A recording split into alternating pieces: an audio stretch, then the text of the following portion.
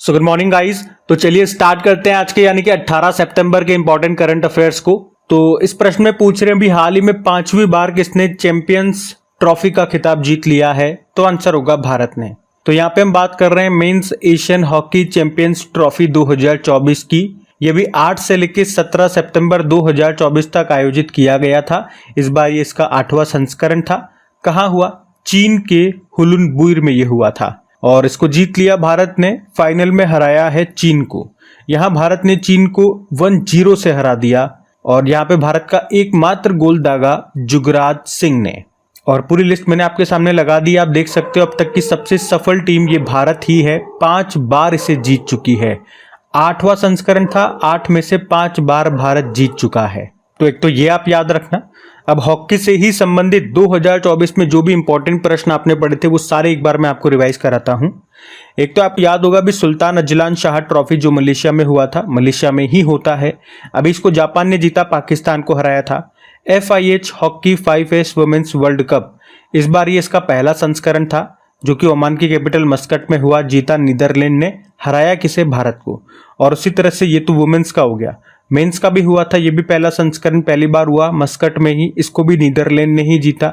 यहाँ तक तो बराबर है, लेकिन यहाँ पे हराया किसे? मलेशिया को। तो दोनों में आप देखोगे वुमेन्स और मेंस दोनों पहले ही संस्करण थे, इस बार पहली बार हुए, मस्कट में ही हुए, नीदरलैंड ने ही जीता। बस उपविजेता अलग अलग हैं, वो ध्यान रख लेना। और एशियन गेम्स की अगर बात करते हैं, जो पिछले साल हुआ था, 19वां संस्करण था, चाइना के हांगजाओ में हुआ था। उसमें हमारी मेंस हॉकी टीम ने गोल्ड जीता था। और अभी अगर बात करें पेरिस ओलंपिक की 2024 वाला, तो इसमें हमारी मेंस हॉकी टीम ने ब्रोंज मेडल जीता। यहाँ पे हमने किसको हराया? ये भी स्पेन टीम को हराया था। बाकी भारतीय पुरुष हॉकी टीम के कोच क्रेग फुलटन है, साउथ अफ्रीका से हैं। भारतीय महिला हॉकी टीम के कोच हरिंदर सिंह हैं। रायबरेली हॉकी स्टेडियम का नाम रानी रामपाल के नाम पे किया गया। भारत का सबसे बड़ा हॉकी स्टेडियम ओडिशा में आपको मिलेगा, जिसका नाम बिरसा मुंडा जी के नाम पे कर दिया। मोहाली हॉकी स्टेडियम का नाम बलबीर सिंह सीनियर के नाम पे किया। वुमेन्स हॉकी लीग 2024 का आयोजन रांची झारखंड में हुआ। 2025 में hockey mains junior world cup ये भारत में खेला जाएगा। और ये अभी हमने पढ़ ही लिया। 8वीं एशियाई पुरुष हॉकी चैंपियंस ट्रॉफी 2024 का आयोजन कहाँ पे हुआ? चाइना के हुलुनबुई में हुआ, जिसको भारत ने जीत लिया चाइना को हरा करके। और इस साल नवंबर में जो 8वीं महिला एशियाई हॉकी चैंपियंस ट्रॉफी होगी वो भारत में होगी। भारत में भी कहाँ? बिहार के राजगीर में। हॉकी इंडिया ने PR श्रीजेश की जर्सी नंबर 16 को रिटायर्ड कर दिया है। वैसे तो PR श्रीजेश ने पेरिस ओलंपिक के बाद रिटायरमेंट ले लिया था और अब वो भारत की जूनियर पुरुष हॉकी टीम के हेड कोच बन गए हैं। बाकी पूरे वर्ल्ड में हॉकी को रेगुलेट करने वाली बॉडी है FIH, इंटरनेशनल हॉकी फेडरेशन, जिसकी स्थापना होती है 1924 में। हेडक्वार्टर लुज़ेन स्विट्जरलैंड में है। हेड है मोहम्मद तैयब इकराम। और 1928 में भारत इंटरनेशनल हॉकी फेडरेशन का सदस्य बनने वाला पहला एशियाई देश बना था। और हॉकी इंडिया के अध्यक्ष कौन है? दिलीप तिर्की है। हॉकी से संबंधित कुछ कप्स एंड ट्रॉफीज की बात करें तो अजलान शाह कप हो गया, आगा खां कप हो गया, ध्यानचंद कप हो गया, रंगास्वामी कप हो गया, सिंधिया कप हो गया, रणजीत सिंह कप हो गया, बैटन कप हो गया और इंदिरा कप हो गया। तो ये सारे पॉइंट्स ध्यान में रखना। अगला प्रश्न देखते हैं। फिर अगले प्रश्न में पूछ रहे हैं अभी हाल ही में नारकोटिक्स कंट्रोल ब्यूरो के महानिदेशक कौन बनाए गए हैं? तो आंसर होगा अनुराग गर्ग। तो हिमाचल प्रदेश कैडर के 1993 बैच के IPS अधिकारी हैं अनुराग गर्ग, जिनको अभी नारकोटिक्स कंट्रोल ब्यूरो का डायरेक्टर जनरल बनाया गया है। नारकोटिक्स कंट्रोल ब्यूरो की बात करें, स्थापना होती है 1986 में, हेडक्वार्टर नई दिल्ली में मिलेगा। अब कुछ इंपॉर्टेंट डायरेक्टर जनरल्स के नाम मैं आपको यहाँ पे रिवाइज करा रहा हूँ। ये शीट आपकी मोस्ट इंपॉर्टेंट रहेगी, ध्यान से सुनिएगा। जैसे कि दलजीत सिंह चौधरी सशस्त्र सीमा बल के डायरेक्टर जनरल है और अभी इन्हीं को बॉर्डर सिक्योरिटी फोर्स का डायरेक्टर जनरल बनाया गया। अनीश दयाल सिंह CRPF के डायरेक्टर जनरल हैं। राजविंदर सिंह भट्टी CISF के डायरेक्टर जनरल हैं। B Srinivasan national security guard के डायरेक्टर जनरल हैं। Alok Sharma special protection group के director general. Rahul Rasgotra ITBP के डायरेक्टर जनरल और NCC के डायरेक्टर जनरल हैं गुरबीर पाल सिंह। और भारतीय तटरक्षक बल के जो डायरेक्टर जनरल थे राकेश पाल, उनका निधन हो गया था। अभी नए नहीं बने, कोई भी जल्दी नए बनेंगे तो वो अपडेट हो जाएंगे यहाँ पे। बाकी NDRF के डायरेक्टर जनरल पीयूष आनंद हैं। RPF के director general Manoj Yadav, home guard के डायरेक्टर जनरल राकेश निर्वाण और असम राइफल्स के डायरेक्टर जनरल विकास लखेरा बनाए गए थे। तो ये सारे इंपॉर्टेंट नामों की शीट है, इनको ध्यान में रखना। अगला प्रश्न देखते हैं। फिर अगले प्रश्न में पूछ रहे हैं अभी दिल्ली के नए मुख्यमंत्री कौन बने हैं, तो आंसर होगा आतिशी। तो अभी अरविंद केजरीवाल ने दिल्ली के उप राज्यपाल यानी कि लेफ्टिनेंट गवर्नर विनय सक्सेना को अपना इस्तीफा सौंप दिया है। तो अब उनके इस्तीफा देने के बाद दिल्ली की नई मुख्यमंत्री बनेगी आतिशी, जो अभी तक केजरीवाल सरकार में शिक्षा मंत्री थी। अभी 13 सितंबर को शराब नीति केस से सुप्रीम कोर्ट से जमानत मिलने के बाद केजरीवाल ने अभी 15 सितंबर को मुख्यमंत्री के पद से इस्तीफा दे दिया है। वैसे अभी दिल्ली विधानसभा का कार्यकाल फरवरी 2025 को समाप्त हो रहा है। अच्छा, आतिशी की बात करें तो वे दिल्ली की तीसरी महिला मुख्यमंत्री होंगी। जो पहली मुख्यमंत्री थी वो सुषमा स्वराज थी। वो 12 अक्टूबर 1998 से लेकर 3 दिसंबर 1998 तक मुख्यमंत्री के पद पर रही। फिर दूसरी महिला मुख्यमंत्री शीला दीक्षित बनी थी, 1998 से लेकर 2013 तक रही थी वो, और अब ये तीसरी महिला बनेंगी, आतिशी इनका नाम है। अब मुख्यमंत्री वाली बात है तो 2024 में जितने भी राज्यों में नए मुख्यमंत्री बने हैं वो सारे अब मैं आपको रिवाइज कराऊंगा, तो बिल्कुल ध्यान देना। आपको पता है इस साल राजस्थान में नए मुख्यमंत्री बने थे भजनलाल शर्मा, मध्य प्रदेश में मोहन यादव बने, छत्तीसगढ़ में विष्णुदेव साय, मिजोरम में लाल दुहोमा, तेलंगाना में रेवंत रेड्डी, सिक्किम में प्रेम सिंह तमांग, हरियाणा में नायब सैनी, झारखंड में हेमंत सोरेन, उड़ीसा में मोहन चरण मांझी, आंध्र प्रदेश में चंद्रबाबू नायडू और अरुणाचल प्रदेश में पेमा खांडू बने। तो इस साल इन राज्यों में ये नए मुख्यमंत्री बने, किसी में नए बने तो किस में रिपीट हो गए। तो जो भी थे वो सारे मैंने आपको रिवाइज करवा दिए, ध्यान में रखना। अगला प्रश्न देखते हैं। फिर अगले प्रश्न में पूछ रहे हैं अभी हाल ही में लॉन्च पॉलिटिक्स के 5 दशक, ये किसकी आत्मकथा है, तो आंसर होगा सुशील कुमार शिंदे की। तो सुशील कुमार शिंदे ये हमारे पूर्व गृह मंत्री थे, मनमोहन सिंह सरकार में ये गृह मंत्री थे और ये महाराष्ट्र के मुख्यमंत्री भी रह चुके हैं। और अभी इन्हीं की ऑटोबायोग्राफी लॉन्च की गई है जिसका नाम है पॉलिटिक्स के 5 दशक। और इसमें जम्मू कश्मीर, आर्टिकल 370 और 5 अगस्त 2019 की तारीख, जिस तारीख को ये तय किया गया था कि आर्टिकल 370 को हटाने वाले हैं और जम्मू कश्मीर और लद्दाख को यूनियन टेरिटरी बनाने वाले हैं। हालांकि बनाया तो 31 अक्टूबर 2019 को गया था, लेकिन ये तय 5 अगस्त 2019 को ही हो गया था। तो इन सब बातों की चर्चा इस बुक में की गई है। तो सिंपल सा हम तो याद रखेंगे पॉलिटिक्स की 5 दशक, ये किसकी आत्मकथा है, सुशील कुमार शिंदे की। अब आपके सामने कुछ इंपॉर्टेंट नामों की ऑटोबायोग्राफीज में लेकर के आ रहा हूँ। ये सारी करंट अफेयर्स में रही थी, तो ध्यान से सुने आप। जैसे कि अभी लेटेस्ट हमने पढ़ा बिल गेट्स की आई थी आत्मकथा, सोर्स कोड उसका नाम है। आर अश्विन की बायोग्राफी आई थी जिसका नाम है आई हैव द स्ट्रीट्स अ कुट्टी क्रिकेट स्टोरी। दिग्गज टेनिस प्लेयर जयदीप मुखर्जी की आत्मकथा आई थी, क्रॉस कोर्ट नाम है। MS धोनी ने प्रोफेसर के अब्दुल गफ्फार की आत्मकथा लॉन्च की थी, अनजान साक्षी नाम है। तमिलनाडु के मुख्यमंत्री MK स्टालिन की ऑटोबायोग्राफी आई थी जिसका नाम है उंगलिल ओरुवन। इसराइल के PM बेंजामिन नेतन्याहू की ऑटोबायोग्राफी आई थी, बीवी उसका नाम है बीवी माई स्टोरी। 15वें वित्त आयोग के अध्यक्ष हैं NK सिंह, उनकी है portraits of power. Sonu Sood की है आई एम नो मसीहा। विश्वनाथन आनंद जो कि हमारे पहले चेस ग्रैंड मास्टर हैं, उनकी है माइंड मास्टर। सुरेश रैना की है बिलीव। प्रिंस हैरी की है स्पेयर। प्रियंका चोपड़ा की है अनफिनिश्ड। जो हमारे इसरो के अध्यक्ष हैं S सोमनाथ, उनकी है निवालु कुदिचा सिम्हांगल, मलयालम भाषा में है। और हमारे पूर्व आर्मी चीफ रहे MM नरवणे, मनोज मुकुंद नरवणे, उनकी है 4 स्टार ऑफ डेस्टिनी। तो इस तरह से ये 14-15 ऑटोबायोग्राफी जो इंपॉर्टेंट नामों की है मैंने आपको रिवाइज कराई, ध्यान में रखना। अगला प्रश्न देखते हैं। और हाँ, अगर आप में से कोई स्टूडेंट पहली बार क्रिक एग्जाम चैनल पे करंट अफेयर्स पढ़ रहे हैं तो आपको बता दूं कि इन सभी क्वेश्चंस का PDF आपको मिल जाता है। ये जो एक्स्ट्रा शीट में आपको रिवाइज करवा रहा हूँ ये भी उसी के अंदर मिल जाएगी बिल्कुल फ्री में। कहाँ पे? तो अपना टेलीग्राम चैनल है और उसका लिंक आपको नीचे डिस्क्रिप्शन बॉक्स में मिल जाएगा। जैसे ही लिंक पे क्लिक करेंगे डायरेक्ट वहाँ चले जाएंगे और वहाँ पे नीचे ज्वाइन का बटन होगा, तो उस पर क्लिक करके आप ज्वाइन कर लीजिएगा, ताकि जब भी PDF अपलोड हो, वीडियो अपलोड हो या कोई भी बात मुझे बतानी है तो उसका नोटिफिकेशन सबसे पहले आपको मिल सके।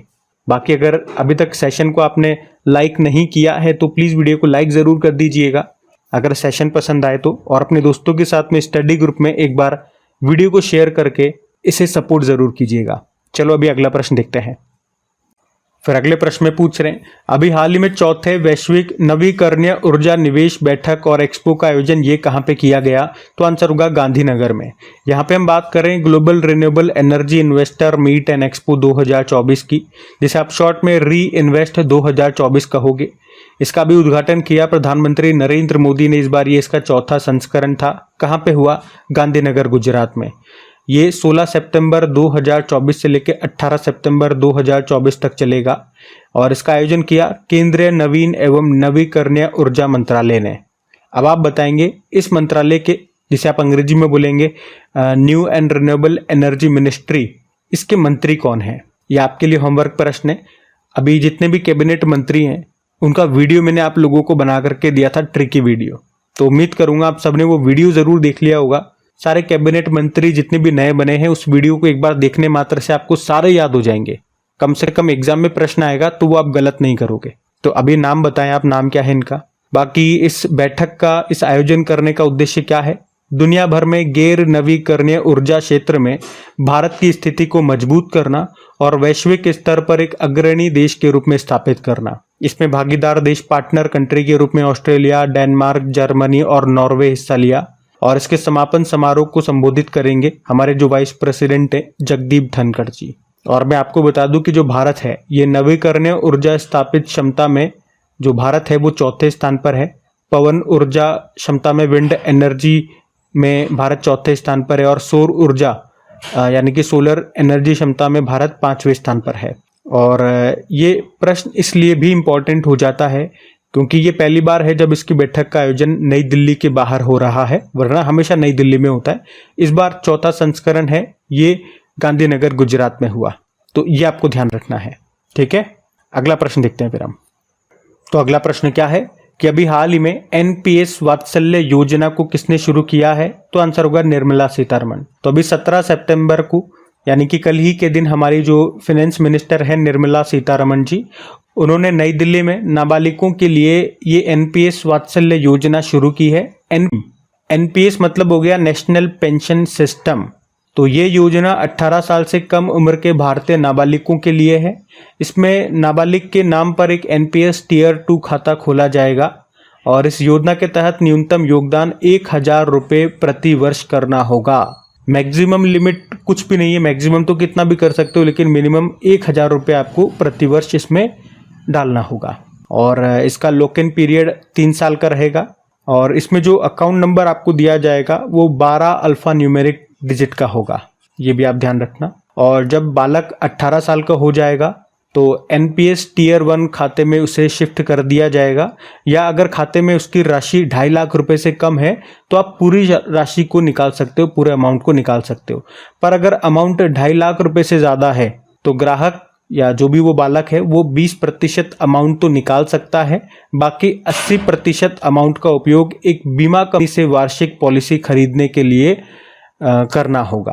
फिर जो बीमा कंपनी है वो ग्राहक को वार्षिक राशि के आधार पर पेंशन देगी। और इस एनपीएस वात्सल्य योजना को रेगुलेट कौन करेगा? Pension fund regulatory and development authority से रेगुलेट करेगा, जिसके चेयरमैन कौन है वर्तमान में? दीपक मोहंती हैं। तो ये इस योजना के बारे में है, मैंने आपको सब कुछ बता दिया। अच्छा, यूपीएस का फुल फॉर्म क्या होगा? अभी हमने पढ़ा था यूपीएस के बारे में, तो याद रखना यूनिफाइड पेंशन स्कीम। और इसको लागू करने वाला पहला राज्य अगर पूछेंगे तो फिर वो महाराष्ट्र आंसर होगा, याद रखना, ठीक है। तो क्या है हमारी इस योजना का नाम? एनपीएस वात्सल्य योजना, जिसको लॉन्च किया वित्त मंत्री निर्मला सीतारमण जी ने। अगला प्रश्न देखते हैं। फिर अगले प्रश्न में पूछ रहे हैं अभी हाल ही में राष्ट्रीय इंजीनियर्स दिवस ये कब मनाया गया? तो आंसर होगा 15 सितंबर को। तो नेशनल इंजीनियर्स डे ये मोक्षगुंडम विश्वेश्वरैया की जयंती को मनाया जाता है। मोक्षगुंडम विश्वेश्वरैया ये एक प्रख्यात इंजीनियर, विद्वान और राजनेता थे और उनकी उपलब्धियों के लिए ही उन्हें भारतीय इंजीनियरिंग का जनक भी माना जाता है। और उन्हीं की जयंती को ये राष्ट्रीय इंजीनियर्स दिवस के रूप में हम मनाते हैं हर साल 15 सितंबर को। वे मैसूर के 19वें दीवान भी थे। उन्हें भारत का सर्वोच्च नागरिक सम्मान भारत रत्न भी मिल चुका है। कब? 1955 में। तो पहली बार ये दिवस हमने 1968 में मनाया और उन्होंने कावेरी नदी पर कृष्णराज सागर बांध भी बनाया था। तो ये पॉइंट भी ध्यान रखना। वैसे 15 सितंबर को अंतर्राष्ट्रीय लोकतंत्र दिवस के रूप में भी मनाया जाता है। अब डे वाला प्रश्न है एक बार फिर से रिवाइज कर लेते हैं सितंबर को कौन कौन से दिवस हमने मनाए। जैसे कि 2 सितंबर को विश्व नारियल दिवस मनाया, 5 सितंबर को इंटरनेशनल डे ऑफ चैरिटी, 1 से लेकर 7 सितंबर तक नेशनल न्यूट्रिशन वीक, 7 सितंबर को अंतर्राष्ट्रीय पुलिस सहयोग दिवस यानी कि international day of police cooperation, 7 सितंबर को अंतर्राष्ट्रीय गिद्ध जागरूकता दिवस इंटरनेशनल वल्चर अवेयरनेस डे, सितंबर के पहले सैटरडे को होता है, इस बार 7 सितंबर को मनाया। 7 सितंबर को international day of clean air for blue skies यानी कि अंतर्राष्ट्रीय स्वच्छ वायु नील गगन दिवस मनाया, जिसे भारत में स्वच्छ वायु दिवस कहते हैं। 8 सितंबर को अंतर्राष्ट्रीय साक्षरता दिवस, 8 सितंबर को विश्व भौतिक चिकित्सा दिवस भी था, वर्ल्ड फिजिकल थेरेपी डे, और 10 सितंबर को विश्व आत्महत्या रोकथाम दिवस, 12 सितंबर को दक्षिण दक्षिण सहयोग के लिए अंतर्राष्ट्रीय दिवस, 14 सितंबर को राष्ट्रीय हिंदी दिवस मनाया, 15 सितंबर को आज हमने देखा राष्ट्रीय इंजीनियर्स डे और अंतर्राष्ट्रीय लोकतंत्र दिवस, और अभी 16 सितंबर को ओजोन दिवस भी हमने मनाया था। तो ये सितंबर के अभी तक के इंपॉर्टेंट डेज, इनको ध्यान में रखना। अगला प्रश्न देखते हैं। फिर अगले प्रश्न में पूछ रहे हैं, अभी हाल ही में ब्लॉकचेन एनालिटिक्स कंपनी चैनालिसिस के अनुसार क्रिप्टो अपनाने वाला शीर्ष देश कौन सा है? तो आंसर होगा भारत। तो अभी ब्लॉकचेन एनालिटिक्स कंपनी है जिसका नाम है चैनालिसिस, और इसकी 5वीं वार्षिक रिपोर्ट आई है और उसके अनुसार क्रिप्टो अपनाने के मामले में भारत टॉप पर है। दूसरे स्थान पे नाइजीरिया है और तीसरे पे इंडोनेशिया को बताया गया। देखो, क्रिप्टो करेंसी के बारे में आपने कई बार सुना होगा। ये एक वर्चुअल करेंसी है या डिजिटल करेंसी आप बोल दो। ये कंप्यूटर नेटवर्क के माध्यम से एक दूसरे को भेजी जाती है, मतलब किसी गवर्नमेंट या किसी बैंक का इस पे कंट्रोल नहीं होता है। और आप कह सकते हो इसके लेन देन में जिस तकनीक का उपयोग होता है उसे ब्लॉकचेन टेक्नोलॉजी कहते हैं। इसका एक सबसे बेस्ट एग्जाम्पल आपने नाम सुना होगा बिटकॉइन, वो एक क्रिप्टो करेंसी ही है। और फादर ऑफ बिटकॉइन कहा जाता है सातोशी नाकामोतो को, जो कि जापान के थे। तो याद रखना, इसके अनुसार क्रिप्टो अपनाने वाला टॉप देश भारत को बताया गया है। अगला प्रश्न देखते हैं।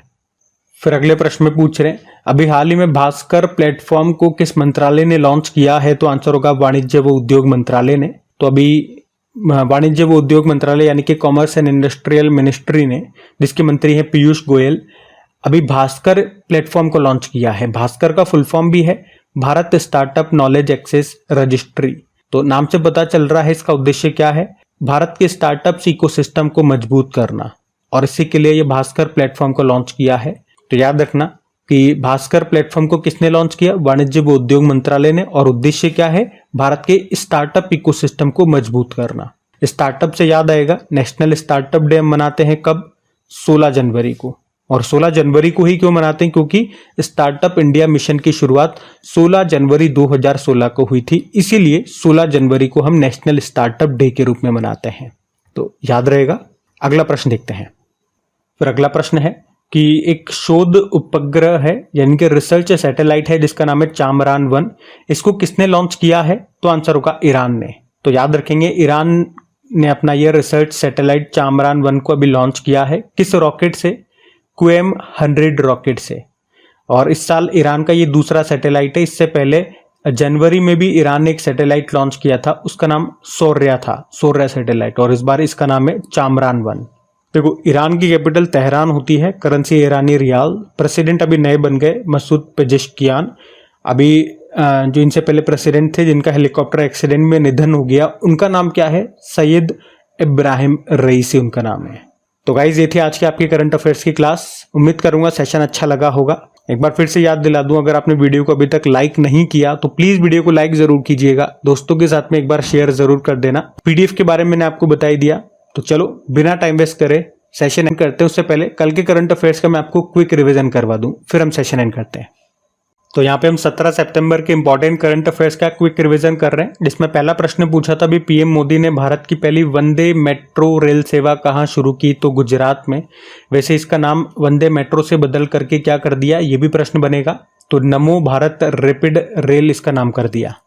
फिर पूछा आईसीसी अंपायर पैनल में शामिल होने वाली पहली पाकिस्तानी महिला बन गई है, सलीमा इम्तियाज नाम है। फिर पूछा भी विश्व ओजोन दिवस मनाया 16 सितंबर। भारत सरकार ने टाइफून यागी प्रभावित देशों की मदद के लिए कौन सा ऑपरेशन चलाया? ऑपरेशन सद्भावना। और डब्ल्यूएचओ ने एमपॉक्स के पहले टीके को मंजूरी दे दी, नाम क्या है? MVABN। और भारत का पहला एरोस्पाइक रॉकेट इंजन का सफल परीक्षण किसने किया है? स्पेस फील्ड ने। और प्रकृति पर्व कर्म या कर्मा ये कहाँ पे आयोजित किया गया? झारखंड में। चौथी, दक्षिण एशियाई जूनियर एथलेटिक्स चैंपियनशिप 2024 में पदक तालिका में टॉप पे रहा कौन? भारत। और सीबीआई ने वर्चुअल एसेट और बुलियन समर्पित साइबर क्राइम नेटवर्क को किस ऑपरेशन के तहत ध्वस्त किया? ऑपरेशन चक्र 3 सीबीआई ने चलाया। और आखिरी प्रश्न पूछा, लगातार छठे वर्ष CII-GBC राष्ट्रीय ऊर्जा लीडर पुरस्कार से सम्मानित किया गया राष्ट्र इस्पात निगम लिमिटेड को। अभी कल का होमवर्क प्रश्न भी देखते हैं और सेशन एंड करते हैं। तो कल के वीडियो में पूछा था भारत का पहला संविधान संग्रहालय किस राज्य में स्थापित किया जाएगा? तो आंसर होगा हरियाणा। आप सभी ने प्रश्न का बिल्कुल सही उत्तर दिया। अब ये रहा आज का आपका होमवर्क प्रश्न।